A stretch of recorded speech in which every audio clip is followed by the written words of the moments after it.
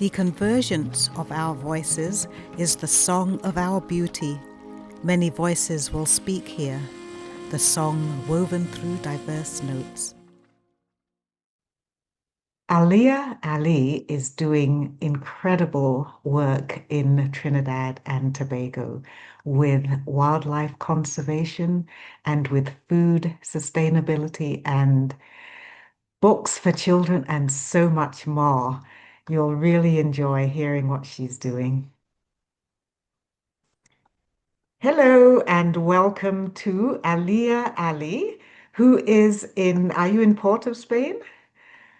I'm actually in Arima, which is about 20 kilometers east of Port of Spain. Aha. So Arima in Trinidad and Tobago. So thank you so much for being here. And you have so many interesting things I would like to ask about. And the first one, I think, is who are the indigenous people of Trinidad and Tobago? Okay, well, there are several tribes.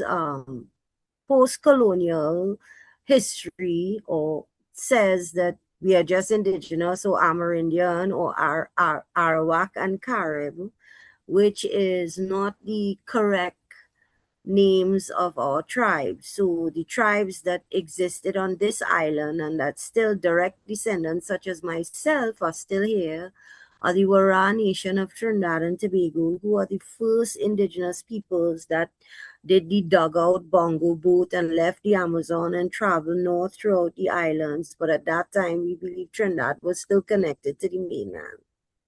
The Arawakan tribes are the Kalina, Karina First Peoples, Nepoyo peoples. There are a lot of different tribes, the Shoggones. The two tribes I belong to are the Kalina, Karina, or the Santa Rosa First Peoples, who were previously called the Carib, which is a dirty colonial word meaning flesh eater. So we are trying in this dispensation to correct those errors in history and stop erasure of our culture. It has been quite a journey to arrive here. My grandparents, who are indigenous, maternal grandparents, they passed away when I was very young. Ah, yeah, I remember hearing when I was young that there were no indigenous people in Trinidad and Tobago, but obviously that was very wrong. Yes, because my grandparents and my parents' generation are the generations that were forced to assimilate. Mm. So they were given Christian names or estate holder names, and they were also brought into different missions like Christian churches and so. So there was a lot of erasure, similar to the boarding school in Canada history, and a lot of indigenous people around the world. The a lot of the churches were erected on their sacred sites, and that's a historical fact. Mm-hmm. Many churches, not just in the Caribbean, all over, First Yeah, Peoples face the same thing. That was the way it was done. yeah, yeah. So that people were forced, if they wanted to go back to their sacred sites, they'd have to go to the Christian version of it.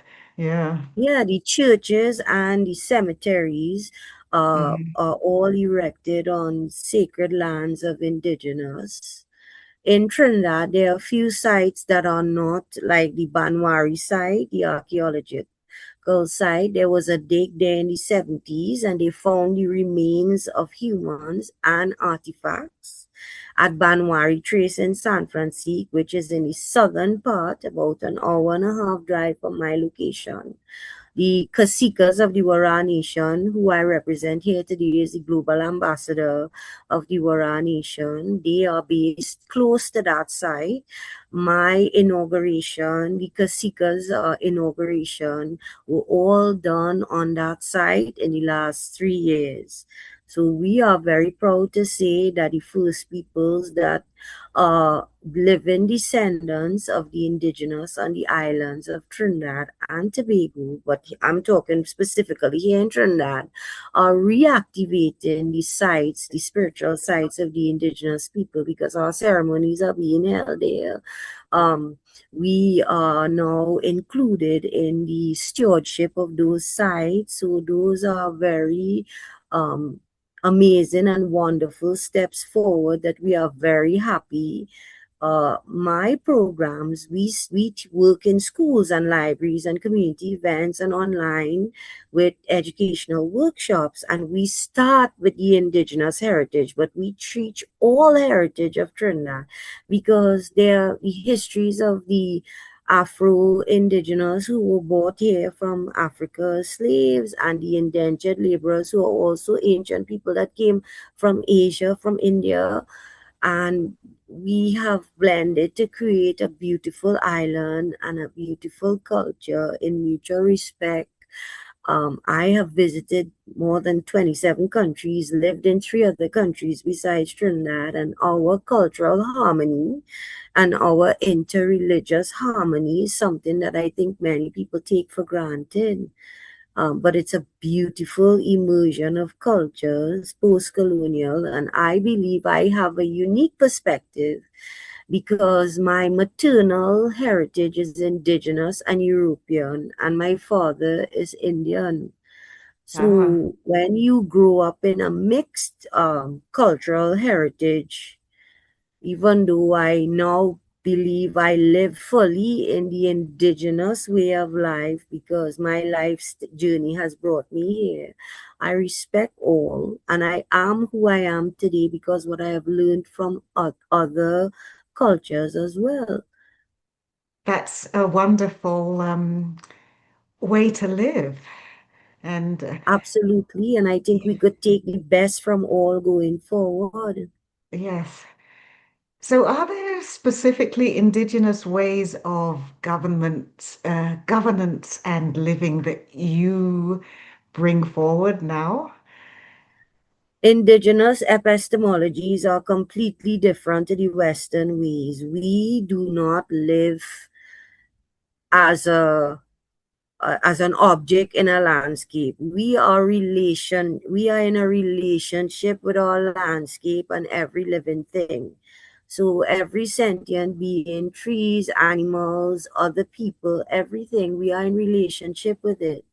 And we should live in harmony and balance and try to practice fair and just relationships that are not extractive. So our way of life is completely different. We don't look at the earth and the ocean and the rivers as resources. We look at them as kin. And when we plan and when our governance states that we are to look 7 generations ahead. So we plant trees that we will never sit under, we may never benefit from. However, we understand regenerative and holistic life means that we must think for the future generations. As a matter of fact, yesterday I attended a cocoa symposium and they're trying to revitalize estates. And the reason that they could use technology through drones to fly overhead to try and identify these estates that have survived is because of the indigenous agroforestry methods that were used on the estates, which survive with little to no care. They may not flourish, but they survive and they're still surviving climate so they can adapt. So with care, they will flourish. And there's a lot to learn from indigenous governance. It isn't a relic parked up on a shelf somewhere just to be looked back on. No, indigenous knowledge is living, adaptive client science and frameworks that can help us adapt and become resilient in times of great need. And we live in very tumultuous times now. Yes, indeed. And we really need to bring back those old technologies which will see Absolutely. us through into the future. And you are actually doing some work with bringing new agricultural practices or old agricultural practices back. Yes. So just about 6 weeks ago, I presented my 30-year practice at the University of the West Indies Faculty of Food and Agriculture. They had their first food and nutrition security, gastronomy, and sustainable tourism conference. I was actually the first speaker in the panel on the first day, and it was amazing to share the insight and to explain that indigenous knowledge are not it's not data sets. However, it is deep data because these are observational and relational practice that have been the knowledge has been passed orally, and now I'm documented, and many others have started documenting through videography or digital storytelling or books and so on, and like academic papers and so that these systems are able to transition across time with success. So I have been presenting the 30-year practice of an integrated system or living indigenous model that incorporates wildlife conservation, education, food security, youth empowerment and development, and governance. So that this has been an extremely wonderful and enlightening space. We were able through the foundation, we have an agribusiness co-op, so we have other indigenous farmers and non-indigenous farmers who use our methodologies or new methodologies following our principles. We are working on expanding that co-op into a market and hub for teaching the different workshops while the market is going on, and people can come and learn the different techniques and get access to. We have a seed bank. So through our food pantry and seed bank, people who are vulnerable and need food assistance are also taught to grow and enabled with growing material from our nurseries and our seed bank. We are preserving and bringing back indigenous heirloom seeds such as the rainbow corn, the Mayan purple corn, the different varieties of yellow corn. Some of them were already here in Trinidad, but what the foundation sought to do was to get some of the seeds into the bank, do test plots, and growing at about 7 different sites. My mother, who is the chairwoman of the foundation, is 83 now, and out of all of us, she's actually the most successful at propagating. So she got 10 ears of corn, some others got 3, some got 7, and everybody gave some back into the seed bank. And we continue to share the seeds among the co-op so we can say that we have successfully brought back the heirloom corn into the hands of the indigenous in Trinidad. Um, so, a lot is happening. It is very interesting time, but also a very wonderful time. In the last 3 years, the foundation has been included in government and other NGO community stakeholder relations like Enviro Rights TT for the Escazú Agreement. The foundation is part of the High Seas Alliance, which is beyond the national borders, protecting the ocean, the open ocean that is beyond national jurisdiction. Yeah. So we are really excited. This year in January, I received recognition from UNESCO-IOC for the ocean stewardship through the Blue Thread Network. I got my official email in December, and the Trinidad newspapers picked it up in January this year. And I think in March or April, I got confirmation that I'm now listed on the UNESCO IOC Ocean Experts Directory. So we are piloting blue school programs and workshops. It's something I've done since 1996. The 8th of May this year was actually my 30th anniversary.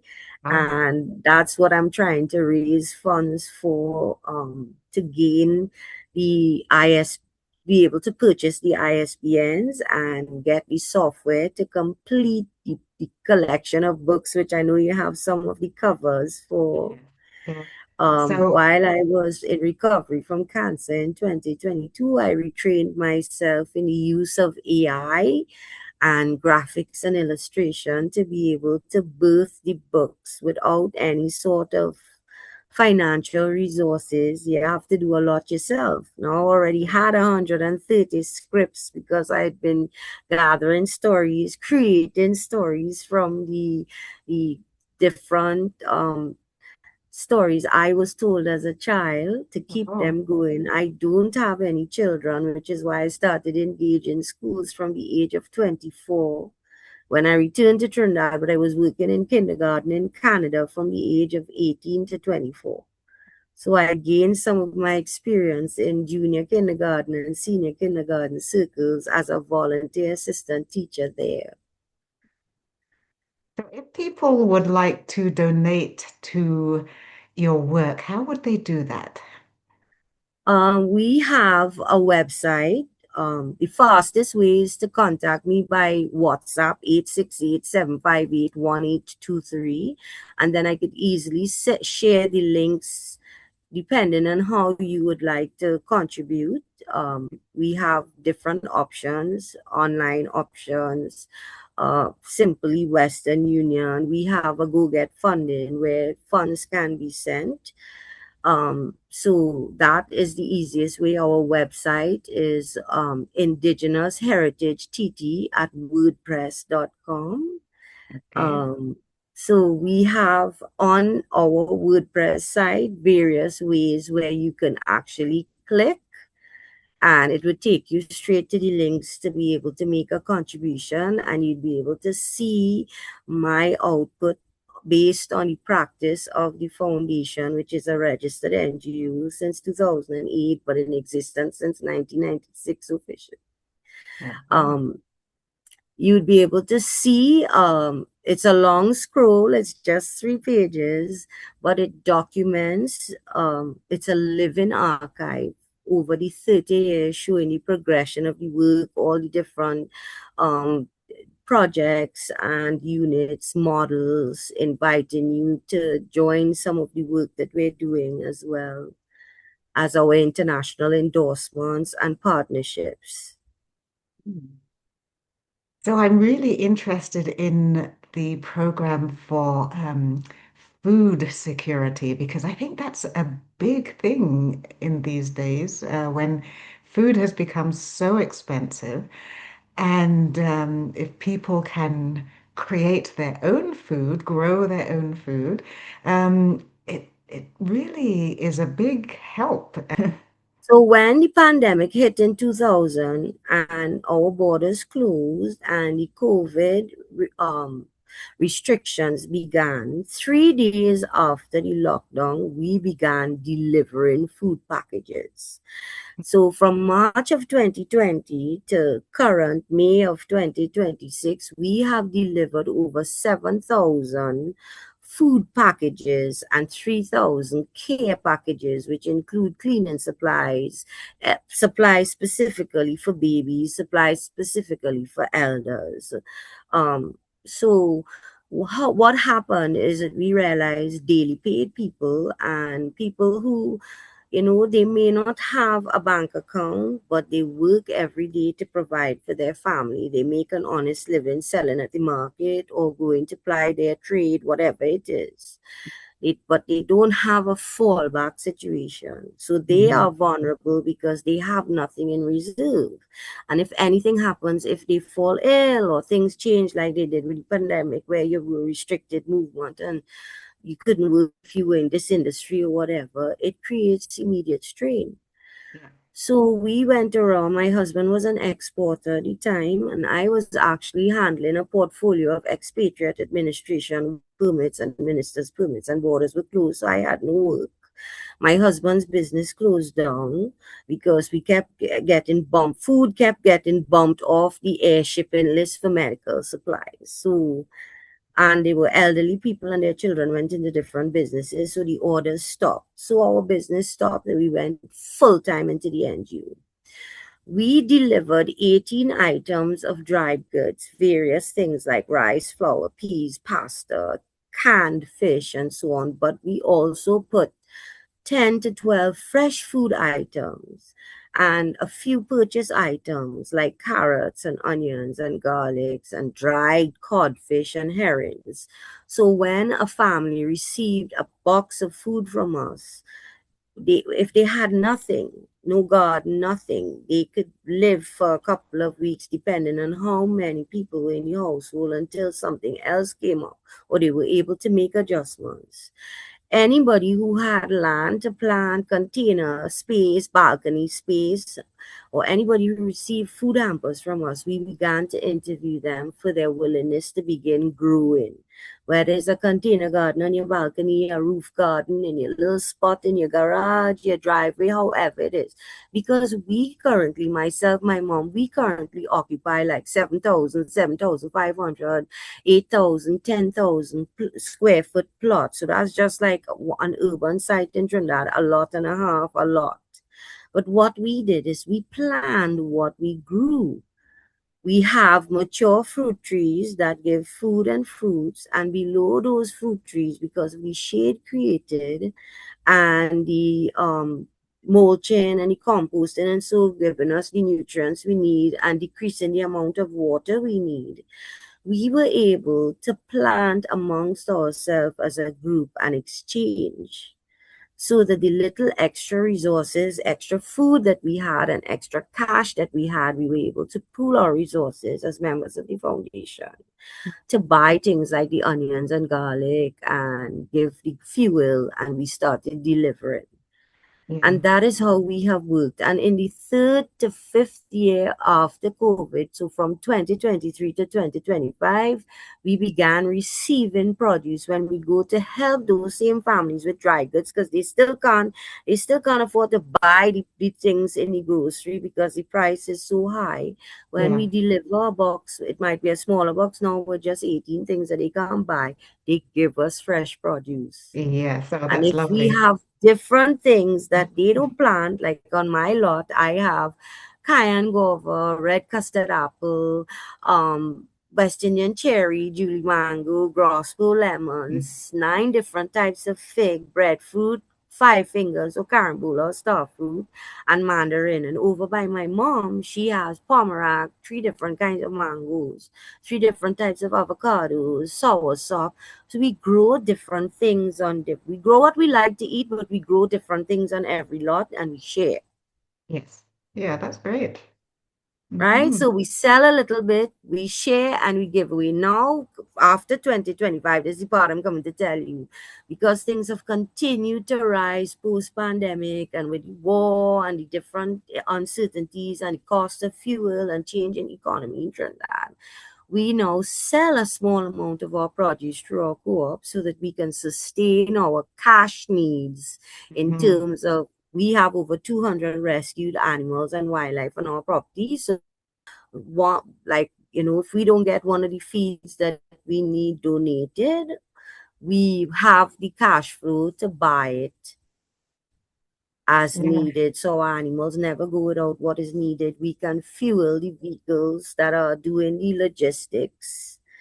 So, we still go in. It's a challenge without any institutional funding or grant funding, but through creators' grace and innovation and ingenuity, we are in our 6th year of taking old tires and converting them into pet beds.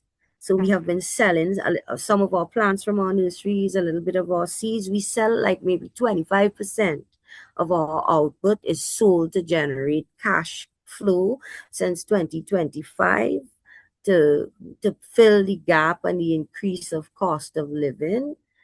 About 50% of what we run on is in-kind donations. So we get a lot of the feeds and food from corporates and individuals. A few of our very close donors passed during COVID, both senior and young people. So, we were able to fill some of those gaps by writing to some of the manufacturers or the corporates and saying, look, this is the work that we're doing and we're still pivoting post-pandemic. How does an NGO recover from 5 years with no income? Um, or 3 years with no income and 2 years of pivoting. We need your help and support. And some of them have pledged, 6 months, they will give us these items. So, for 6 months, we don't have to worry about that. So we grow a lot of, so most of the wildlife on our properties, like where I am, I have turtles, tortoises, agoutis. Our opossum just passed away after 6 years. They always call Willie the opossum or Willie the manitou, because the one I learned about as a child, his name was named Willie. So this is the third Willie we've had at the center in 12 years. But we take one that's non-releasable. This one was hit by a vehicle and he Yeah. was a bit wobbly, so he couldn't be let go. It looked like he had permanent neurological issues, but he lived a good life with us. Yeah.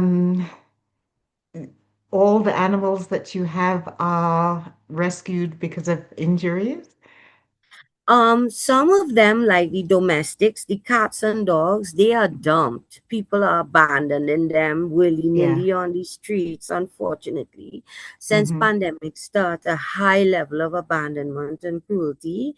And where we are based, there's almost, I would say, 4 to 6 acres of green space spanning the entire block opposite us. There are no houses. It's a green space. And Yeah. people, I don't know if it's that people think they'll find friends at the green space, or it's because it's lonely at certain times so they could get away with coming there and dumping.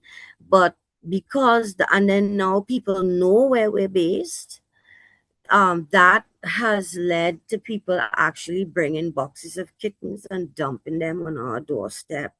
And our vet bills are crazy. We have like 5,000 pounds owing to between the two vets Mm. because we had so many animals dumped on us. So spay and neuter, vaccination, flea and tick has to be done. And thank God, thanks to Creator, our vets do give us some credit, but we need to get the bills down.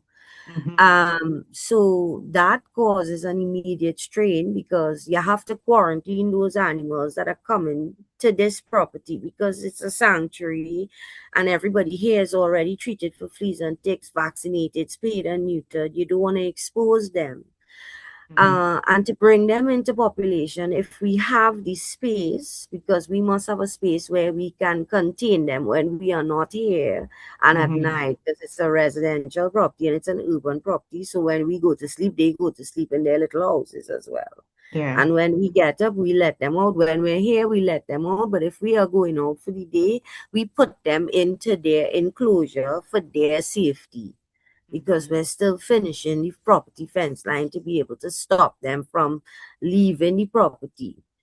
You understand? You don't want them wandering into anybody else's property or the park space because not Yeah. everyone is kind to animals, Hmm. unfortunately. Hmm. And the Yeah. wildlife, the majority of the wildlife have been relinquished to us either with injuries or sometimes people buy them and don't know it's illegal to keep them. Sometimes people inherit them because they were living around their house or their estate. And many of the animals I have here were handed down to me by elder indigenous, and they were either rescued or living around their properties, but because they fear poaching or people putting them to the pot, they ask before they pass away for their animals to come into the program here, and that's how I got some of the tortoises that are with me. Almost 10 years ago, I made a presentation to the Wildlife Division, letting them know that my mother and I had been rehabilitating primarily turtles and releasing them as soon as they were better. But some of them stay with us up to 10 years because they could take up to 10 years to heal shell injuries well enough Oh, to go yeah. back out. Hmm. And the last batch of rescued turtles and the inherited tortoises, which I had, yellowfoot and redfoot, I asked them to approve for me to go into a breeding conservation program, which began in 2018. Even though they bred naturally with us before, the focus became a breeding conservation program because turtles and tortoises are one of the sacred species to the First Peoples. But the Yes. yellowfoot tortoises are endangered species here, and the turtles are becoming threatened due to habitat loss. Hmm. So, Yeah. they are key because they are key indicator species. They are also seed dispersal species, so they are primary agents of making sure that we have new forest growth. Is there, maybe you'd like to talk about your books before we stop? Oh, I would love to introduce my book. So I Yes. began my work in schools in 1996 as a character called Redzi, a clown character that wears the national colors so she can represent everything, including and starting from Indigenous. Redzi is an acronym for Real Educational Discovery, zooming in on the Indigenous. The first series of books I completed was called Clowning Around with Climate Change, and it's Red Z introducing very small children to these alarming changes in the world, but in a child-friendly way that is able to prepare them for the realities that we face. Then we have another book, a series of books called The Little Tales from the Warao World, which are based on the animals that we rescued in the sanctuary, animals that I grew up hearing stories about, like Willie. My mom used to take Willie to school in her pocket as a little pinky, 4 inches long, because my grandfather found the mom passed away on the forest floor with babies in her pouch. She's a marsupial. So my mom would look after Willie in a sock, and to be able to feed him every hour, every 2 hours, she took him to school in her pocket. So I grew up, and that's how every Willie, every opossum here is named Willie. So there's a book called Little Tales from the Warao World. It's a series, and it talks with and about the stories of Willie the Manipu, which is the indigenous word for opossum, the river otter, and other species. Discovering Reggie's World series is basically the workshops that I provided to schools ongoing 52 weeks a year from 1996 to pandemic time. um, the different lessons on festivals, on the environment, on indigenous governance. It covers a wide range. Our flora and fauna, our festivals, field nature, bugs, everything you could think about. Discovering Reggie's World is like the most curious little group of Mensa IQ 5-year-olds. Yeah, Yeah. that's Yeah. basically my whole life of what I envision and dreamed about sharing with children to make them curious and have a love for Yes. environment Oh, and that's place. wonderful. And your book's available online? As I said, we're trying to raise 5,000 US right now to buy 400 ISBNs and the software to finish all the books that we have now, all the artwork, all the manuscripts, everything is Yeah. ready, but Yeah. to be able to sell them legally and do it Ah, properly as a product for a book of yeah. 100 ISBNs is 300 US. Mm. And they told me if you have 200 products, you have to have 400 ISBNs, because you have to have an Oh, ISBN for the digital product oh, and yes. the Yeah. ISBN for the physical product, even though it's the Hmm. same product. And I need to get software because I retrained myself to do all of this, to Hmm. be able to create the final layout that I want for print, and the final layout that the digital books will be automated, so you could pull it up and it will turn the pages, and you'll get music on the pages, and it will talk to you. Those are things that if I am able to purchase software, I can produce it by using software Okay. without Well, having to hire a team of people. We're going to yeah. do it in-house by facilitating it through our training and buying the software, because everything we have to produce going forward will be in those formats. So I believe it's a really good investment. Yes. Thank you so much for coming on Crone Chronicles and telling us about all your wonderful projects. Thank you so much for. Okay, so I wanted to say to Ta-ta. you, we are living, evolving indigenous communities, not historical footnotes. Food sovereignty is about dignity, survival, and independence. Seeds carry both biological and ancestral memory. Our Heritage Learning Resource Center is a living space where knowledge is accessible across generations. We do not separate ourselves from nature, we are part of it. My books will help children understand who they are, so many Wonderful. different things. Yes. So thank And to you. thank you so much for choosing us and inviting me to present on your program, Prune Chronicles. It was my pleasure.